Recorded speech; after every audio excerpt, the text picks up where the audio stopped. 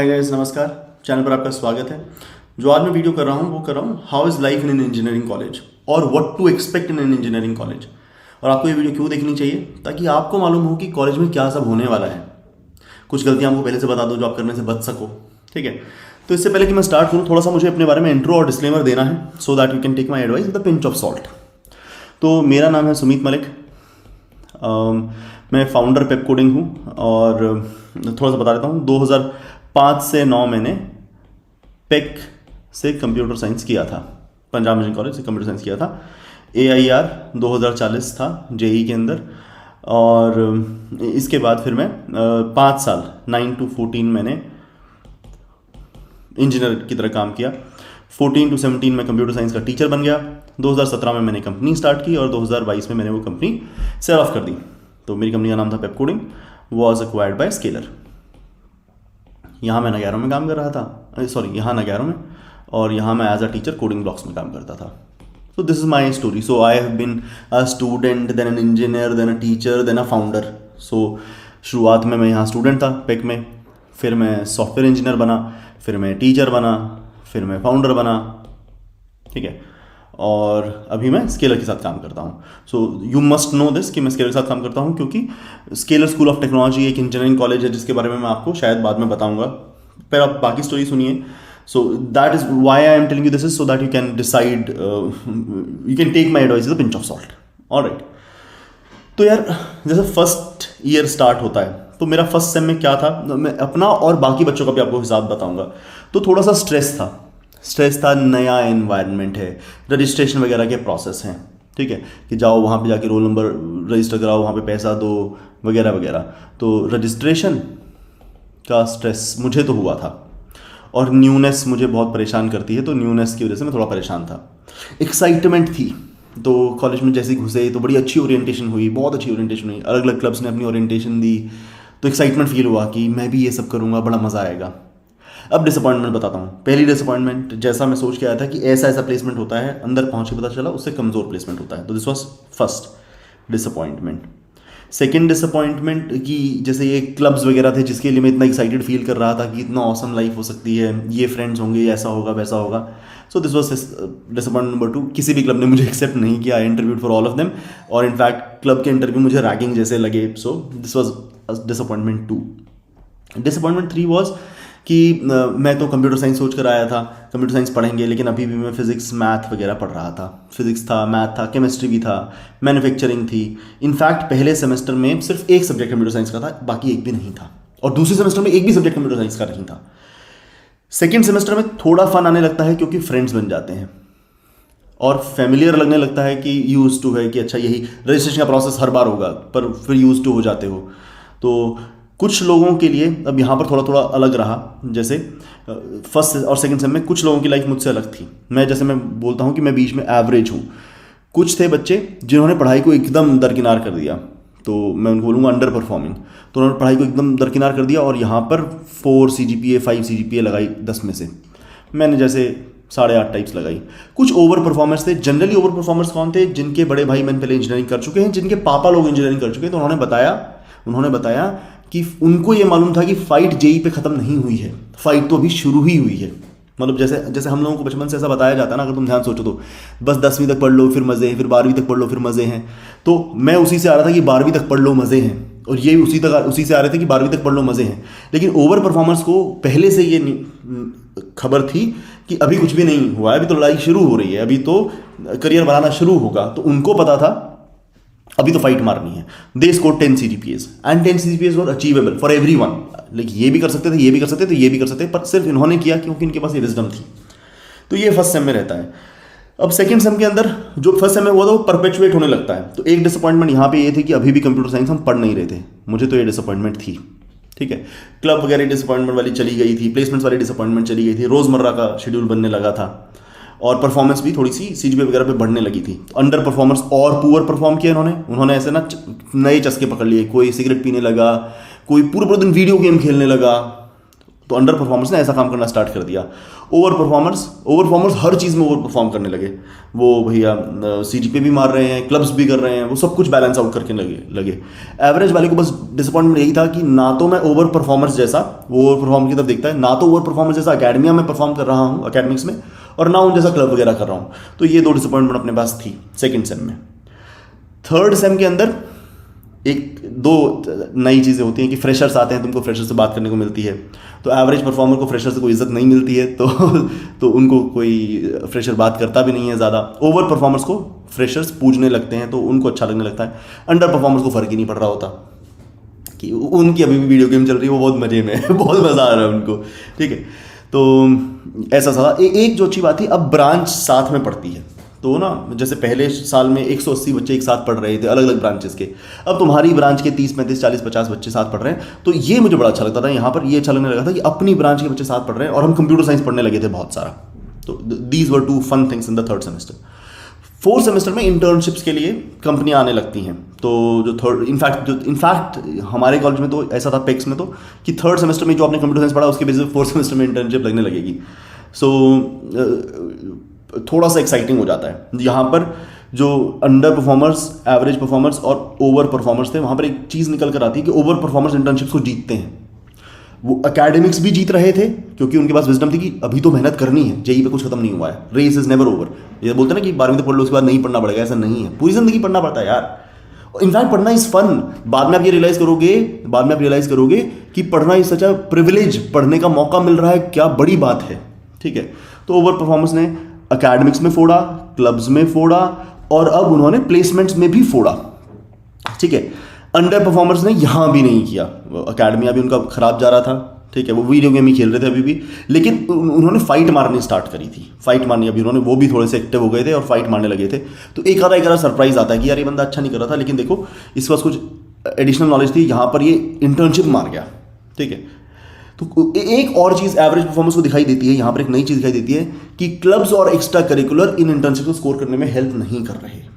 अगर ये internships proper take internships है ना, तो बहुत सारे, एक एवरेज के अंदर भी 2 ग्रुप होते हैं। एक एवरेज के अंदर एक ग्रुप होता है जो क्लब्स की तरफ ग्रेविटेट कर गया, एक होता है जो एकेडमिक्स पे लगा रहा, ठीक है। तो एकेडमिक्स वाला जो एवरेज ग्रुप है वो प्लेसमेंट्स में, इंटर्नशिप्स में अच्छा स्कोर करने लगता है। तो यहां पर मेरी ना थोड़ी सी सेल्फ एस्टीम बढ़ी कि भैया क्लब में कुछ नहीं कर पा रहा, कोई मेरा यहाँ पर कोई फ्रेशर हमें पूछता नहीं है, कोई क्लब में हम हैं नहीं, कोई यार दोस्त भी हमारे कूल वाले नहीं हैं, हम खुद कूल नहीं हैं, हमें कुछ भी ऐसा अच्छा कर ही नहीं रहे हैं, बड़ा एवरेज सा है। लेकिन इंटर्नशिप फूडी तो ऐसा लगा कि चलो सही लकीर पे सिर्फ पढ़ने से भी चीज़ें होती हैं, हमें भी इज्जत मिलती है। अब 5th और 6th सेमेस्टर में ये अलग अलग हो जाता है। अब अंडर परफॉर्मर तकरीबन बच्चे नहीं रहते हैं, अंडर परफॉर्म करना बंद कर देते हैं, वो वीडियो गेम छोड़ देते हैं, सभी पढ़ने लगते हैं। तो ओवर परफॉर्मर्स चिल हो चुके होते हैं, ओवर परफॉर्मर्स क्योंकि उनकी इंटर्नशिप भी बड़ी सॉलिड लगी, वो चिल हो चुके होते हैं, तो वो हैप्पी हैं और थोड़े कंप्लेसेंट भी हैं, थोड़े मजे कर रहे हैं। और यहाँ भी ये ग्रुप में फर्क हो जाता है। एवरेज वाला जिसकी इंटर्नशिप लगी है वो कंप्लेसेंट हो जाएगा, जो ओवर परफॉर्मर है वो इस टाइम पे नए सपने उठा लेगा कि भैया थोड़ा सा शायद कैट करके देख लेता हूँ, जीआरई की तैयारी कर लेता हूँ, वो उस तरह काम करेगा। एवरेज वाला हैप्पी, अपनी इंटर्नशिप लगी, हम खुश हैं बस, और वो एकेडमिक्स निभाता रहेगा अपना, ठीक है। लेकिन अब मैं उनकी बात कर रहा हूँ जो एवरेज बच्चे थे और क्लबों में थे, अब वो डिसअपॉइंटेड होते हैं लेकिन फाइट करने लगते हैं, बहुत अच्छी तैयारियां करना स्टार्ट करते हैं। तो यहाँ पर सभी प्रिपेयर करने लगते हैं, उनको मालूम है इंटर्नशिप छूटी है, प्लेसमेंट अभी बची है। अंडर परफॉर्मेंस वाला सेगमेंट बहुत छोटा हो जाता है, सारे इस एवरेज ग्रुप का हिस्सा बनकर प्रिपेयर करने लगते हैं, डिसअपॉइंटेड एंड फाइटिंग।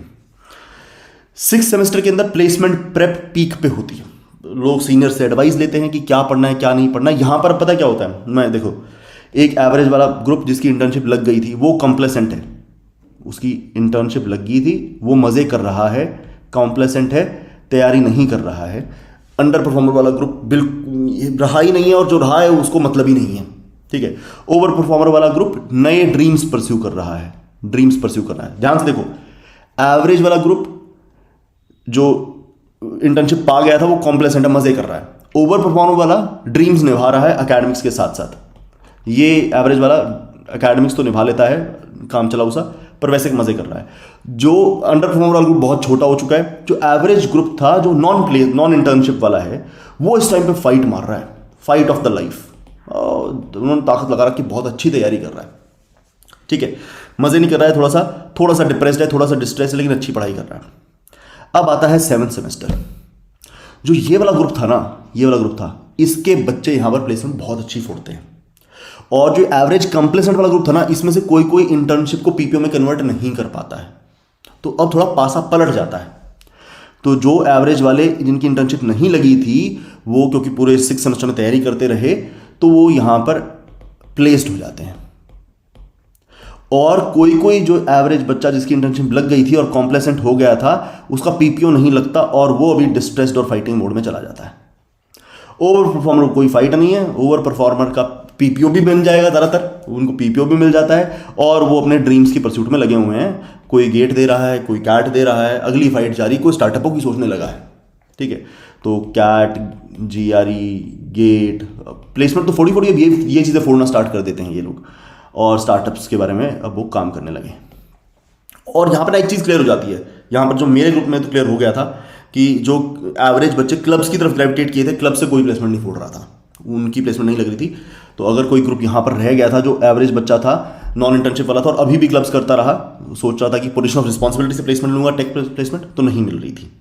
ठीक है, अब 8th सेमेस्टर में अब जो अनप्लेस्ड रह गए हैं वो डिप्रेस हो जाते हैं, बिल्कुल बहुत बुरे एकदम, और एक्सेप्ट कर लेते हैं फेट को कि चल देखेंगे, पास आउट होके देखेंगे। अब वो नए सपने उठाते हैं कि प्लेसमेंट तो नहीं लगी, तो लाओ अगले साल कैट दे लूँगा, गेट दे लूँगा, जीआरई दे लूँगा। इस तरह के सपने वो अब उठाते हैं जो नॉन प्लेस्ड रह गए हैं। वो एक्सेप्ट कर लेते हैं कि भैया कोई बात नहीं। और जो प्लेस हो गए थे वो सोचते हैं कि हमारी लास्ट फन की अपॉर्चुनिटी है। इसमें वो ओवर परफॉर्मर्स भी जो थे ना, जो ड्रीम्स परस्यू कर रहे थे, वो भी लास्ट फन को एंजॉय करते हैं। एवरेज बच्चा जो एवरेज एकेडमिक्स के साथ नॉन क्लब वाला, वो भी प्लेस हो गया है तो वो भी एंजॉय करता है। जो नॉन प्लेस हो गया होता है वो डिप्रेस होकर लास्ट तक अपना फेट एक्सेप्ट करके अपना सपना बना लेता है कि अगले साल अब कैट दूंगा, गेट दूंगा, जीआरई दूंगा, या कोई सर्विस बेस्ड कंपनी ज्वाइन कर लेता हूँ, टाइम मतलब चलेंगे। This is what majorly life is in engineering college. अब मैं थोड़ा सा आपको स्केलर स्कूल ऑफ टेक्नोलॉजी के बारे में बता दूं। यार ये न्यू एज इंजीनियरिंग कॉलेज है, कंप्यूटर साइंस के लिए ही बना है। This one of the best places if you are looking for a college, one of the best places. क्यों, मैं बताता हूँ आपको। देखो, ट्रेडिशनल कॉलेज में जो करिकुलम होता है ना, मैंने पहले पूरे साल में सिर्फ एक सब्जेक्ट कंप्यूटर साइंस का पढ़ा था।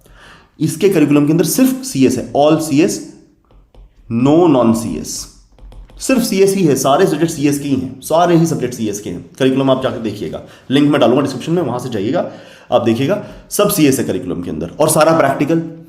ठीक है, फिर दूसरी चीज़, जैसे ट्रेडिशनल कॉलेज था मेरा, तो वहाँ पर जो इंस्ट्रक्टर थे ना वो PhD टाइप के थे। इसके इंस्ट्रक्टर्स प्रोग्रामर्स हैं, कोई माइक्रोसॉफ्ट से आ रहा है, कोई अमेजन से आ रहा है, कोई गूगल से आ रहा है। PhDs नहीं है, लेकिन ये इंजीनियर्स हैं जो माइक्रोसॉफ्ट, अमेजन, गूगल में काम कर चुके हैं। तो इनका पर्सपेक्टिव, ये यंग है एक तो क्राउड, और इनका पर्सपेक्टिव आपको एकदम जेन्युइन और आपके करीब लगेगा। तो आप एक ऐसे अपने से 20 साल बड़े उम्र बंदे से पढ़ो या अपने से 5 साल बड़े बंदे से पढ़ो, तो थोड़ा सा ना फर्क पड़ता है इस बात से।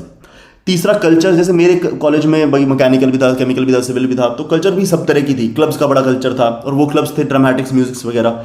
तो यहाँ पर जो कल्चर है वो बहुत ही CS ओरिएंटेड है। यहाँ के क्लब्स भी पता है कैसे हैं कि ओपन सोर्स वाला क्लब, कॉम्पिटिटिव प्रोग्रामिंग वाला क्लब। तो पहले साल से ही बच्चे प्रोग्रामिंग में घुस जाते हैं, कोड शेफ करने लगते हैं। वो वाला बच्चा बहुत कम रह जाता है जो ऐसा कहता है कि हम तो वीडियो गेम खेलेंगे। वो वाला ग्रुप यहाँ पर बहुत कम रह जाता है। सब एक दूसरे से फीड होता है ना सब, तो सब कोड शेफ करते हुए दिखते हैं, वो वाली अचीवमेंट दिखती है, तो सब वही परस्यू करना चाहते हैं। फिर लोकेशन से फ़र्क पड़ता है। जैसे इसकी लोकेशन बैंगलोर है, मेरी लोकेशन चंडीगढ़ थी। अब चंडीगढ़ में उतनी IT कंपनी नहीं जाती हैं, बैंगलोर में ज़्यादा है ऑफकोर्स। फिर प्रोमोटर ग्रुप, जैसे हमारा ट्रेनिंग प्लेसमेंट ऑफिसर भी वेल कनेक्टेड था, बट जो SST के अंदर इन्वेस्टर्स हैं वो सिक्वोया और टाइगर ग्लोबल हैं। उन्होंने इंडिया में 110 यूनिकॉर्न है, उसमें से 60 में इन्वेस्ट कर रखा है। तो उन सारी यूनिकॉर्न्स की जो भी खबर है वो SST तक पहुंचती है कि कौन सी जॉब्स आजकल ज़्यादा चल रही हैं, क्या हमको ज़्यादा रिक्वायर्ड है, वो इन्फॉर्मेशन यहाँ तक सीप इन करती है। So I think this is an amazing college if you are looking for a college for a sibling और for yourself. So I recommend do check this out. This is incredibly important to check out. इसका जो admission है वो JEE पर नहीं होता है, अपना एंट्रेंस टेस्ट है मैथ के बेसिस पे। इस टाइम पर एडमिशन्स हो रहे हैं, maybe you should check out. मैं लिंक डाल दूँगा डिस्क्रिप्शन में, डू चेक इट आउट। और इस तरह की और स्टोरीज करने के लिए आप मुझे सुनते रहिए। एंड मैंने आपको बताया भी था, शायद मैं भी इस साल JEE लिखूंगा। I am planning to write JEE at the age of 36 actually, और मैं अप्रैल वाला JEE में भी लिखूंगा, so that I get connected to this world. I want to get in re touch with this world. ये मेरी ज़िंदगी की पहली फाइट थी, I want to re fight it. So my nephew is growing up and my son is growing up, so I would want to give them the wisdom that is coming from attempting this again and trying to live it again. एक बार अपने बच्चे के बड़े होने से पहले ये जिंदगी दोबारा से जी लेना चाहता हूँ. So let's see, and let's meet in some next video. Thank you. Bye bye.